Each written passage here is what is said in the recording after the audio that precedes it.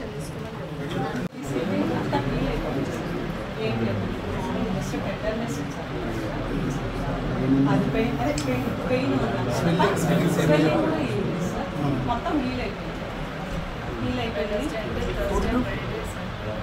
అండి స్క్రీన్ అయితే 5 days అయిపోయింది ఆల్రెడీ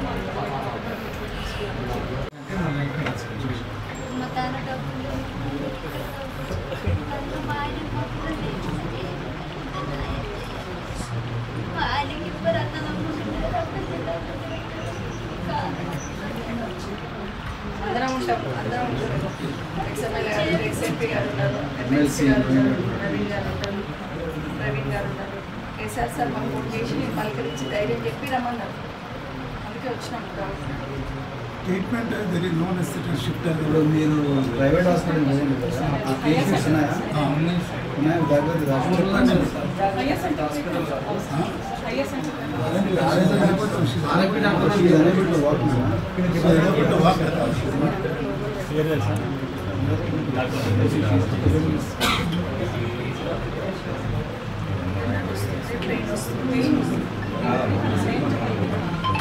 రాష్ట్రానికి హోంమంత్రి లేరు. ఇప్పుడే మాజీ హోంమంత్రి గారు మాజీ విద్యాశాఖ మంత్రి గారు సీనియర్ రాజకీయ నాయకులు మేడం సబితా రెడ్డి గారు చాలా వివరంగా ఈ విషయం చెప్పడం జరిగింది. ఆ మేడం మనసులో ఏముందో నేను అర్థం చేసుకున్నాను. ఎందుకంటే ఆమె చెప్తుంటేనే వినడం కష్టంగా ఉంది. ఆమె చెప్తున్నప్పుడు ఆ మాటలు వినడం కూడా కష్టంగా ఉందంటే ఒక మహిళగా ఇంకా ఇవన్నీ ప్రెస్ మీద చెప్పాలంటే కూడా కష్టమవుతుంది. కానీ ఇక్కడ విషయం ఏంటంటే ఈ రాష్ట్రంలో హోంమంత్రి లేడు. హోంమంత్రి ముఖ్యమంత్రి ఒకటే వ్యక్తి. ఆ వ్యక్తి వీళ్ళందరికీ అభయం ఇస్తున్నాడు కాబట్టి ఈరోజు ఎన్ని దారుణాలు జరుగుతున్నాయి అనేది ఈరోజు తెలంగాణ సమాజం గుర్తించాలి. అసెంబ్లీ సాక్షిగా 2 మహిళా ఎమ్మెల్యేలు ఘోరంగా ముఖ్యమంత్రి తన నోటితోనే అసెంబ్లీ సాక్షిగా నోటితోనే ప్రజలందరూ చూస్తుండగానే వాళ్ళను కించపరిచే విధంగా మాట్లాడింది. దాని మీద ఎవ్వరి మీద కూడా ఇంతవరకు యాక్షన్ లేదు. రాష్ట్ర వ్యాప్తంగా ఆందోళనలు జరుగుతున్నా కూడా ముఖ్యమంత్రి గారి నుంచి ఈ విషయంలో స్పందన లేదు. అది ధైర్యం చేసుకొని ఆ ముఖ్యమంత్రిని ఆ అండను చూసుకొని దానవ్ నాగేందర్ గారు మాతృమూర్తులందరినీ కూడా అవమానించే విధంగా నీ అమ్మ తోలు తీస్తా కొడుక అంటే ఎవరినండి నువ్వు అంటున్నది? ఎవరి ధైర్యం చూసుకొని అంటున్నావు? స్పీకరు ప్రేక్షక పాత్ర వహిస్తున్నాడు. దానవ్ నాగేందర్ గారు మీ అమ్మ అని చెప్పి అమ్మలని తిట్టుడు, కొడుక అని తిట్టుడు, తోలు తీస్తా అని తిట్టుడు. అసెంబ్లీ సాక్షిగా ప్రజలందరూ చూస్తుండగా ఒక ఎమ్మెల్యే అంటున్నాడంటే దీనికి ఎక్కడి నుంచి ధైర్యం వస్తున్నది? ఎవరిస్తున్నారు ఈ ధైర్యం? ఫ్రెండ్లీ పోలీసింగ్ కాదు, మేము లాఠీ పోలీసింగ్ అంటే ఇదేనా మీరు ఇచ్చే లాఠీ పోలీసింగ్? కానిస్టేబుల్ వేధింపులు చేస్తున్నారని ఎంట్రీని దాగి చచ్చిపోయాడు అశ్వరావుపేట ఎస్ఐ. భూపాలపల్లిలో ఒక ఎస్ఐఏ ఒక మహిళా కానిస్టేబుల్ మీద అత్యాచారం చేస్తాడు. ఎస్ఐ మహిళా కానిస్టేబుల్ మీద అత్యాచారం చేస్తే ఇక మీరు ఎక్కడ కంచె చేయడం వేస్తే ఎవరి దగ్గరికి పోవాలి? వీళ్ళందరికీ అభయం ఎవరిస్తున్నారు? వాళ్ళందరి మీద యాక్షన్ ఎందుకు తీసుకుంటలేరు? 4 రోజుల నుంచి 5 రోజుల నుంచి ఒక మహిళ పోలీస్ స్టేషన్లో లెక్క ప్రకారం అయితే మహిళలను పోలీస్ స్టేషన్లో 6 తర్వాత ఉండకూడదు. అది చట్టం చెప్తున్నది. 6 తర్వాత ఏ మహిళ కూడా ఉండకూడదు.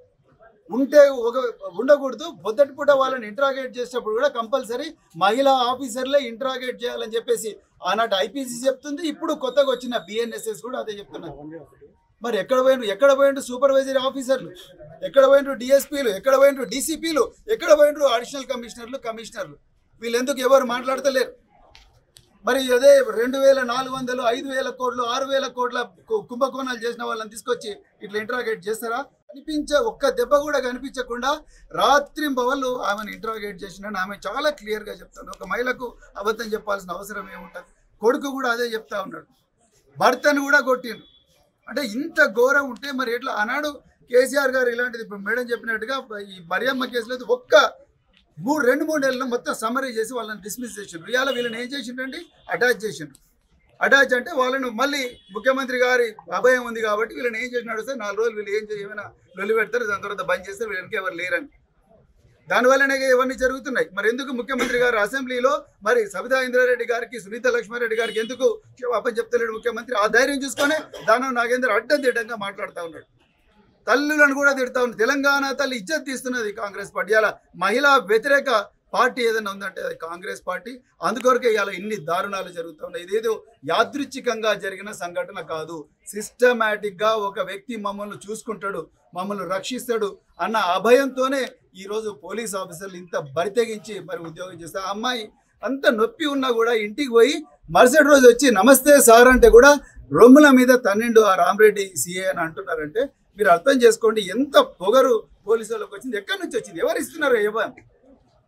ఇస్తున్నారు? ఆ రోజు ఫటాఫట్ యాక్షన్ తీసుకుంటే మరి భూపాలపల్లిలో యాక్షన్ తీసుకుంటే లేకపోతే అషురావుపేటలో వాళ్ళ మీద పోలీస్ ఆఫీసర్లు యాక్షన్ తీసుకుంటే ఇవన్నీ జరిగేటివా? ఒక్కసారి మరి తెలంగాణ సమాజం అంతా కూడా చూడాలి. అందుకొరకు అర్జెంటుగా ఈ బాధ్యులైన పోలీస్ ఆఫీసర్ల మీద కంపల్సరీ వాళ్ళందరి మీద కేసు పెట్టాలి. SC ST prevention of atrocities case పెట్టాలి. అదేవిధంగా దీని మీద మేమందరం కూడా మా నాయకులు KCR గారు KTR గారు ఆదేశాల మేరకు ఇది కేవలం ఇక్కడితో తప్పకుండా మేము state human rights commission, national commission for women, అదేవిధంగా నేషనల్ హ్యూమన్ రైట్స్ కమిషన్ కూడా తప్పకుండా దీని మీద కంప్లైంట్ చేస్తాం. అదేవిధంగా మరి కుటుంబాన్ని తప్పకుండా ఇప్పుడు చూడండి ఇక్కడ పెట్టిండ్రు, ఈ హాస్పిటల్లో పెట్టిండ్రు. ఆ అమ్మాయి నొప్పి ఉందని చెప్తుంది. 4 సంవత్సరాల క్రితం ఆ అమ్మాయికి కుడి కాలులో యాక్సిడెంట్ అయ్యి ఆపరేషన్ అయింది, లోపల ఒక రాడ్ ఉంది. సో ఇవన్నీ మరి చూడాలంటే ఇక్కడ వీళ్ళకి సదుపాయాలు లేవు. ఇంతకుముందు డాక్టర్ M జగన్నాథ్ గారు అదే అడుగుతున్నారు డాక్టర్ కాబట్టి. సో అవన్నీ సదుపాయాలు లేవు. మరి హయ్యర్ సెంటర్కి పంపించవచ్చు కదా. కనీసం ఒక్కరు కూడా ఈమెను ఇంత టార్చర్ గురైన మహిళ లోపల కనిపించలేదు, దెబ్బలు ఉన్నాయి. మరి ఈమెను ఒక హయ్యర్ మెడికల్ సెంటర్కి పంపించాలన్న కనీసమైన ఆలోచన కూడా ఇలా మరి కాంగ్రెస్ పార్టీకి లేదంటే ఎంత మహిళా వ్యతిరేక, ఎంత దళిత వ్యతిరేక, ఎంత పేదల వ్యతిరేక పార్టీ ఇలా మన కళ్ళ ముందరనే కనిపిస్తా. రూపాయలు ఎక్స్గ్రేషియా ఇవ్వాలి, ఈ కుటుంబాన్ని ఆదుకోవాలి, ఈ సంఘటనకు బాధ్యులైన పోలీస్ ఆఫీసర్లు అందరినీ డిస్మిస్ చేయాలి. అదేవిధంగా పర్యవేక్షణ చేయాల్సిన DSPలు ఎవరైతే DCPలు ఉన్నారో వాళ్ళ మీద కూడా చర్యలు తీసుకోవాలని చెప్పి మరి డిమాండ్ చేస్తూ మరి ఈ సహకరించిన మీడియా వాళ్ళందరికీ కూడా మరోసారి ధన్యవాదాలు.